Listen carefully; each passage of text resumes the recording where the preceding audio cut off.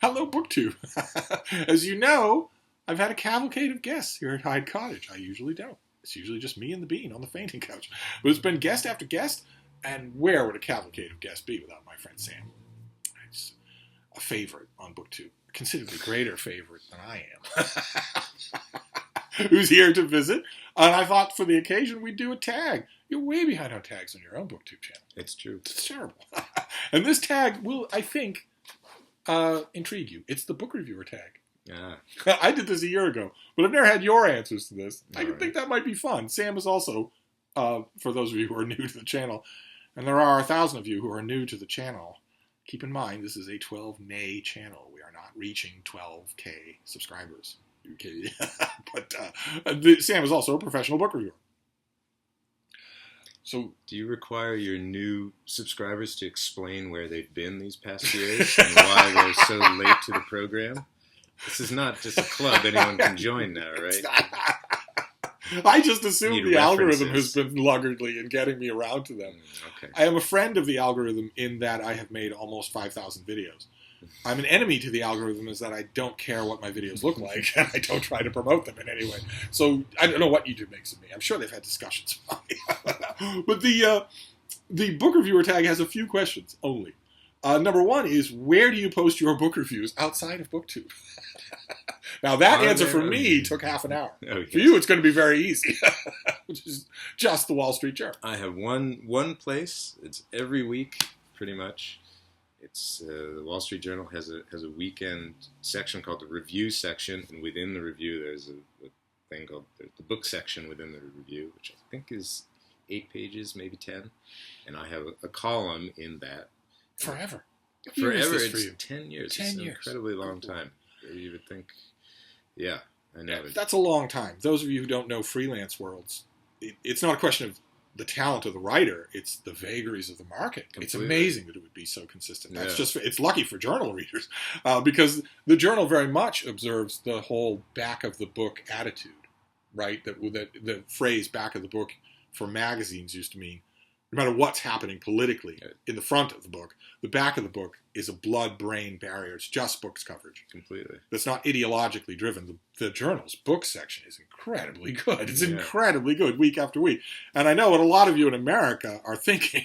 You're thinking, didn't the Wall Street Journal just publish an insane letter from Donald Trump? A letter full of lies that their own news side has debunked endlessly? And isn't that incredibly irresponsible? But the point I'm trying to make is, it doesn't affect you. It doesn't affect the book section at all. Oh, here's the permanent guest here. Do you want to turn around, baby? Yes. You want to get up on your perch? There you go. So that's it. Yes. I had to answer forever. You don't have to answer forever. No. Question number 2 is, what is your star rating system? You don't have to answer that either.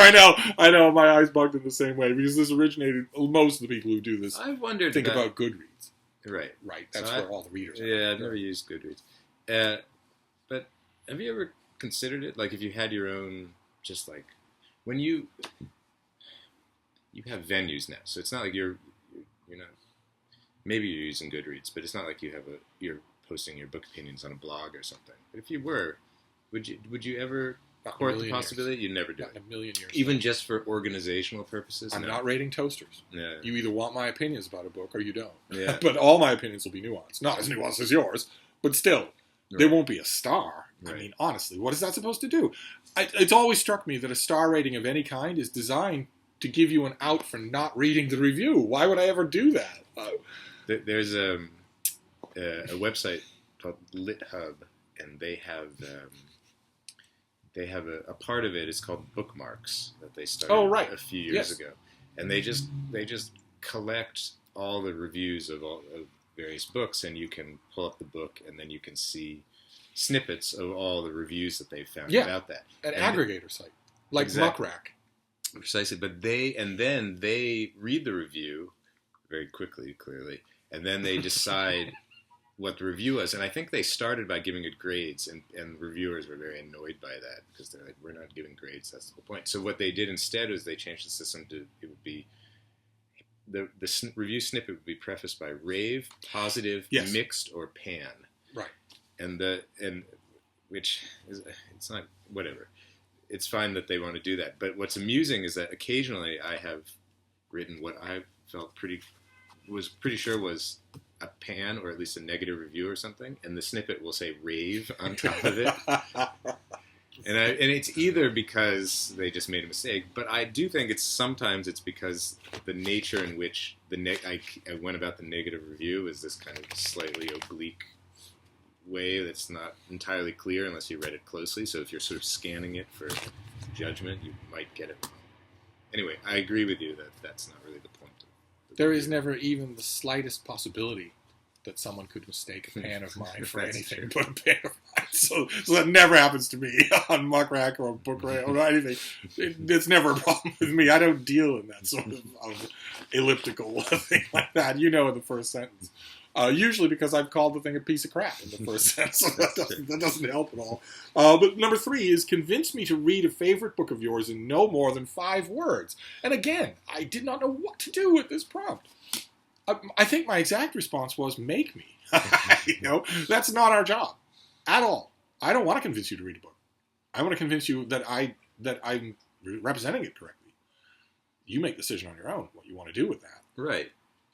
I mean, even when you're in ye olden days, before you were an old man, when you went to literary parties, even then, you would never try to convince somebody to read a book, would you? You'd just say you loved it. Yeah, I find it exactly. People say, "What should I read next?" You have to do a whole sort of, okay, well, what have you liked? And yeah. You must get that a lot. Yeah, a fairly prominent name in book reviewing circles. You must get that a lot. It's always awkward, probably because I can't remember what I've read because there's so much stuff. Deb's the same way. Yeah. Why can't you remember what you've read? What I have to do is I sometimes give myself a mental, when I'm going to go out, here are 3 books, just say those. Just say those to people so that you don't look like an idiot whenever they ask you. I don't even bother. I just immediately start with the forensic questions. Yeah. It doesn't matter the last 5 things I've read. It matters, you have all this, what's the last 5 things you've read? Bookseller experiences. Yeah, I don't ever. Which is what you do, which is not about what have you reviewed or what have you read that's good. It's just sort of like, okay, what do you like? How can I pinpoint your I used to do that all the time for customers. Yeah. Every once in a while, I'd get somebody who just didn't want to deal with. I had a guy come in once and said, I'm looking for a book from my mother-in-law. Doesn't matter what it is. What can you recommend? And I said, well, what does she like to read? He said, it doesn't matter. Mm-hmm. And I said, okay, well, what is a book that she has liked? It doesn't matter. Mm-hmm. I picked a book at random. I just reached off to the side without looking, handed it to him without looking at what it was, and said, well, if it doesn't matter at all, that'll do. Yeah. And he was offended. After all that. Baby, what's the matter? Oh, do you want to come up here? Come on, you can do it.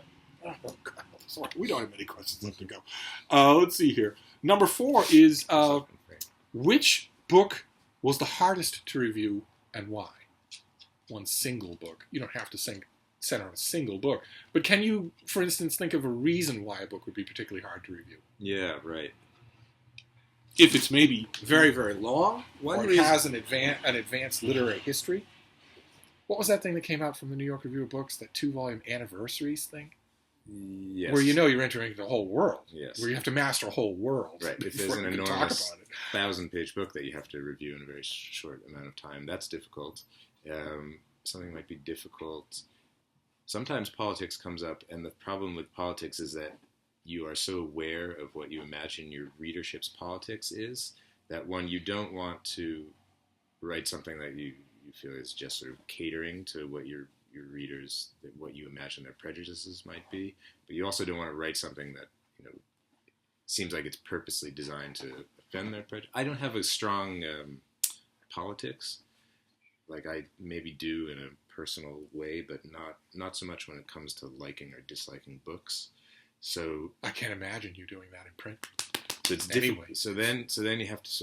So it's sort of like, how do I write about politics here without necessarily engaging with the politics themselves? Baby, I find that difficult. I don't because I can really like a book and probably dislike its politics. That doesn't seem very hard to me. That doesn't seem questions of morality and ethics. Maybe that's different, especially when it comes to artistic questions. But if it's just sort of a matter of politics, to me it's about the execution of the novel. So you have to bring it up without making it or I feel like I do, without making it sort of the centerpiece of the discussion.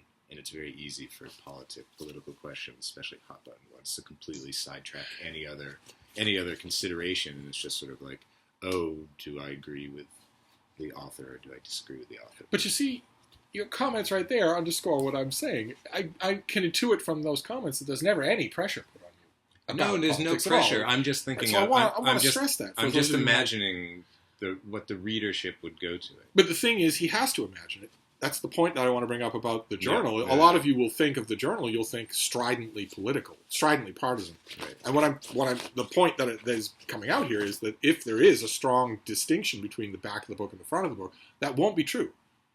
It won't be that the editor will say, well, the politics in this book, this is how we do it. I know the editor would never say anything like that, or would never preface it in any way. A lot of this is just me sort of creating these worries in my mind, but I don't like the idea of writing something that could slot into an op-ed, into the op-ed section of the paper, right. or looks like it's like an annoyed reaction to the op-ed section of the paper.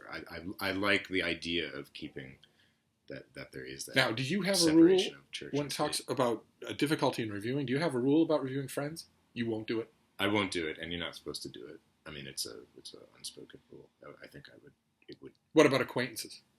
Yeah, so that's where it gets a little tricky. You just got to decide. I mean, an acquaintance, if there's someone you've met like once, I don't think that's. So when you look at it, if it comes up, you have to ask yourself, is there enough baggage here to sway a review? Yeah, exactly. Or even, is there enough baggage so it would look like the review is swayed, even if I know it's not? Right. Okay. Right. It can be useful more than anything else, because if you know someone a little bit, they might appeal to you, and then to review the book. And then if you don't want to, you can just go, I'm sorry. The rule is very useful. Yes, I can't. And then question number 5 is, are there any books you won't review or give a star rating out of principle? And that's what we were just saying. That would be that. Would it be anything else? There's nothing I wouldn't review, I don't think. Aside from a personal connection with an author. Yeah, exactly. That's the rule. But otherwise, I can't. And then number 6 is is there a book you really want to read that has terrible reviews? Do you still read it? Yeah. Are you swayed by the reviews at all? I sort of precede the reviews for the most part. Yeah. So I think I have that same problem in this review. In this particular question, is that it doesn't work with us because occasionally it would be the opposite. I'll skip something, and then reviews will get very excited about it, and then I'll think, why did that sometimes happens to me too. When that happens, does it make a big difference to you whether the excitation is positive or negative? Will negative excitation also prompt you to read a book? Or will you think this is probably a waste of my time? Or does that boil down to how much you trust the individual reviewers? Right. I guess it depends on the nature of the negative. I mean, if it's just a lot of people saying a book is bad, just badly written, there would need to be more sort of background for me. I mean, I think no. Generally, if I feel that people are very excited about something, then I think, okay, what if this is one of these books that like sort of the end of the year comes and it seems like it's one of the important books of the year. I don't want to have just skipped it, so then I might go back and look at it more. All right. Then the next question is, where do you view book reviews outside of BookTube? You don't review them at all on BookTube, right? So what journals? Do you read any book review journals? Yeah, sure. I mean... But never beforehand. Is that right? Do I remember that's a key difference between us? Usually you not. Won't read reviews of a book usually you're working not. on? If it's a new book, then I will try not to read reviews of it. If it's like a reissued or a classic or a reprint or something, then I want more grounding and background. So then I would read those things. Those pieces can be very good. Yeah. Jack Hansen on Edith Wharton's Ghost Stories. Sure. Perfect example. There are plenty of others, but those can be really good. But let's say you're reading a bunch of reviews on a book that you have a review slated for. You typically won't read those? I generally won't. But there are a lot of... I know that people can be very doom and gloom about the state of criticism, and I do get it to some degree, but there's a ton of outlets. I mean, there's a lot. I mean, every magazine that you can think of on all ranges of the political spectrum, they all have a book section. And they all have a books editor. They all have a books editor, right? And they're, from the ones we know about, like the New York Review of Books and the New Yorker and the London Review of Books, and then you have Dissent, all the way down to Big Canoe News. Big Canoe News, and Big Canoe News has a books editor. Yeah. No one's ever heard of it. Yeah, Jack on Edith Wharton was in The Baffler. And yeah, it was in The Baffler. There's sort of the classic sort of Upper East Side ones like Commentary and New Criterion, and I mean, there's so many places if you are interested. And you can't guarantee where you will or won't find good quality writing. Yeah, and then I found great quality writing in Entertainment Weekly about book reviews. Yeah, where they have 200 words. Yep. I agree. Let's see here. Number 8 is, at what point do you view reviews of a book you are reading, and do you seek out reviews similar to your own or opposing? Or I've covered that. We don't do it. It's not some of these questions don't apply if all you do is review books. I think that mainly applies to the Goodreads crowd. And then number 9 is, which book have you read with the lowest ratings on Goodreads that you loved? You have no idea. And which book have you read with the highest ratings on Goodreads that you hated? And again, you have no idea. But what I will say about I don't know Goodreads ratings, but I do see the Amazon star ratings. Is there any overlap between Goodreads ratings and Amazon? Amazon owns Goodreads. But I mean, no. Like if something is going to get high ratings on Goodreads, will it also probably get high? Only because I think it reaches a lot of the same demographic, not because of the two companies are connected. So what I've noticed in these rating systems, that everything generally gets pretty decent ratings, like basically 4 to 4.5 stars, except books that seem to represent themselves or are represented by their marketing to be in a particular genre, and then it turns out they don't actually belong in that genre. That seems to me that's the one kind of book that gets people really mad. Like a book that sort of looks like it's a mystery book, but it turns out it's one of those sort of literary-ish mysteries where the actual mystery doesn't really matter so much. And so people read, and you look at the ratings, and it's like it's a million 1-star ratings because people are like, "What was this? It's boring," and there's lots of pages of atmosphere and and psychological study, and the murder doesn't even make any sense, like stuff like that. Like when it's just that. I don't know. I wonder if that's the case with Goodreads, where a lot of it depends. Goodreads is a lot more bookish. A lot of it depends on expectations going into the book. So Goodreads is a lot more bookish, so people read it with a more. Those reviews you're talking about on Amazon are basically disgruntled customers. That's what I mean. That's what I mean. So Goodreads is different. It's different. Oh, okay. It often is, although Goodreads is notorious for a certain group of users who review bomb books without reading them. Yeah. Just bombard them with 1-star reviews because you don't like the politics of the writer. Right. Which is, I would say even worse. Right. I started disregarding Amazon ratings, especially when I saw that you could rate a book 1 star because of the condition in which it arrived. Yeah. You could say, this came to me all wet. Yeah. Well, that's not a review of the book. And, of course, Amazon views that way. Amazon looks at it as product that they're shipping. Right. So it's a lot less useful. And I don't want to go down that route anyway, because the reviews are nuanced. They're about discussing the book. Right. I always think, I have to think that your readers do too. Yeah, I think so. But anyway, the long answer to that question is occasionally there'll be something with terrible Amazon reviews, but I've learned that maybe that actually means it's sort of interesting because it's between genres or something like that. It doesn't actually mean anything. But like you say, it often means that they downloaded it on Kindle and it didn't show up or something. Yeah. Or that there's a page that's full. I saw a 1-star rating. That works into the agglomeration of the rating. There's nothing to do with the book at all. The author can't have anything to do with it. Yeah. That's annoying. I think it's far more annoying to look at a book that has 80 or 800 1-star reviews by people who write in their 1-star review, I did not read the book. I just don't like that the author said this on Twitter. Yeah. That's, I think, even worse, because those are people who would classify themselves as readers. Anyway, that is the book reviewer tag. Okay. And it was uneven as mine, because the book, ironically enough, the book reviewer tag works worst when it's professional book reviewers are doing it. So I guess we'll pick something different next time. In the meantime, I'm going to get back to my cavalcade of guests, because you're not the only one showing up tonight. Mr. Popularity, that's me. Well, I will see you soon. Thank you, BookTube.